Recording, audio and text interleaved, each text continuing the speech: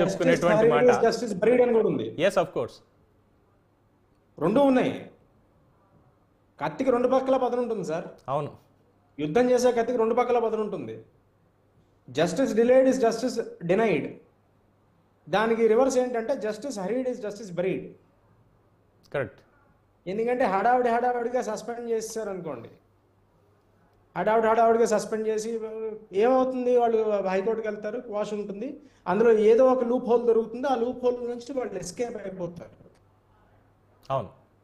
So you have the loop holes before taking any action అన్నది కూటమి ప్రభుత్వం ఆలోచిస్తోంది అన్నట్టుగా గత 100 రోజులుగా జరుగుతున్న పరిణామాలు బట్టి నాకు అర్థమవుతుంది. సో ఇప్పుడు ఎలా ఉందంటే ద పాయింట్, గుంటూరు జీజీహెచ్ అంటే ఎవరైతే అరెస్ట్ చేశారో అరెస్ట్ చేసి ఆయన్ని తీసుకెళ్ళి కస్టోడియల్ టార్చర్ చేసి మ్యాజిస్ట్రేట్ ముందు పెడితే మ్యాజిస్ట్రేట్ పరిశీలించి ఇలా జరిగింది ఏంటి అనేది టెస్టులు చేయండి అని చెప్పడం, ఆ గుంటూరు జీజీహెచ్ రిపోర్ట్స్ తర్వాత జరిగినటువంటి పరిణామాలు అంటే ఒక్కొక్కటి ఒక క్రైమ్ థ్రిల్లర్ని మించిపోయింది నిజంగా రఘురామకృష్ణరాజు గారి కేసు. కాకపోతే ఒక అనుమానం చాలా మందికి వస్తుంది ఏంటంటే ఆల్మోస్ట్ ఆల్ సేమ్ డేట్స్. ఈ ఒక్క కేసే కాదు, మీకు ఇంకో పరిణామం కూడా గుర్తొచ్చుండాలి పాటికి. March 15 Alluri Sitaram. Hello, am I audible? చిన్న టెక్నికల్ ఎర్రర్ అనుకుంటా. సో ఇక్కడ మార్చి 15, 2019 వైఎస్ వివేకానందరెడ్డి గారి హత్య ఇప్పటి చాలామందికి మెదిలి ఉండాలి. అంటే రఘురామకృష్ణరాజు గారిని ఆల్మోస్ట్ ఇంకా అంటే చేస్తే మన ప్రభుత్వం ఉంది, అరెస్ట్ చేసింది మనమే, మళ్ళీ మన మీదకి ఏమవుతుందో అన్న ఒక భయం అయితే డెఫినెట్గా వీళ్ళని వెంటాడే ఆ రోజు ఆయన వదిలేశారు. డెఫినెట్గా ఇదే జరిగింది. లేదంటే ఆయన చంపేయడానికి కూడా ప్రయత్నం చేశారు. ఎందుకంటే ఆయన అసలే గోదావరి జిల్లాలకు సంబంధించిన వ్యక్తి. నరసాపురం, వెటకారం గోదావరి వాళ్ళకి కామన్గానే ఉంటుంది. మాట్లాడే మాటలో ఖచ్చితంగా విరుపు అనేది ఉంటుంది. ఆయన విమర్శిస్తున్నారు, నువ్వు పని చేయట్లేదు, చేయాల్సిన పని చేయట్లేదు. ఆ విమర్శ అనేది కాస్త వెటకారంగానే తోస్తుంది ప్రతి ఒక్కళ్ళకి కూడా. అందులోనూ తెలుగు భాష అంటే ఆయనకి చాలా ఇష్టం. రఘురామకృష్ణరాజు గారికి తెలుగుని చాలా ప్రేమిస్తారు. గోదావరి తెలుగు అంటే ఇంక చెప్పక్కర్లేదు.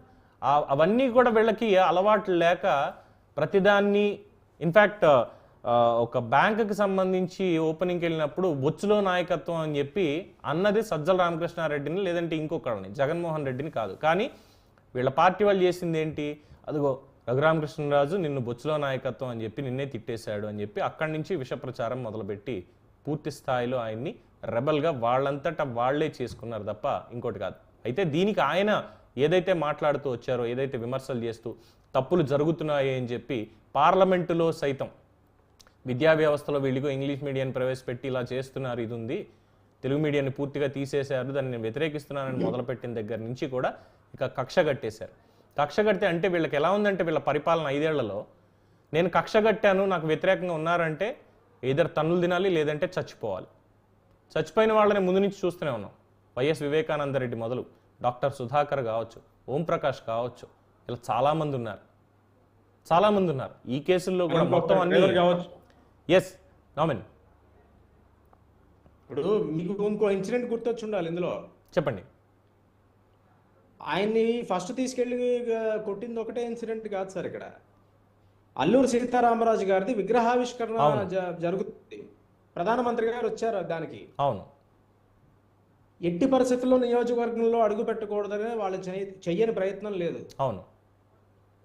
మరుసటి రోజు సిఆర్పిఎఫ్ వాళ్ళు ఆయన ఇంటి బయట, ఈయన బౌల్డర్ హిల్స్ లో ఉంటారు హైదరాబాద్ లో, అవును, ఆయన ఇంటి బయట ఏఎస్బి దగ్గర ఎవడో తచ్చాడుతుంటే వాడిని తీసుకొచ్చి, ఈయనకి సంబంధం లేదు, ఈయన ఇంట్లో ఉన్నారు, సిఆర్పిఎఫ్ వాళ్ళు తీసుకొచ్చి వాడిని క్వశ్చన్ చేసి లోకల్ పోలీస్ స్టేషన్ గచ్చిబౌలిలో చెప్తే తిరిగి ఈయన మీద కేసు పెట్టారు, నా ఉంగరం కొట్టేశారు. అవును.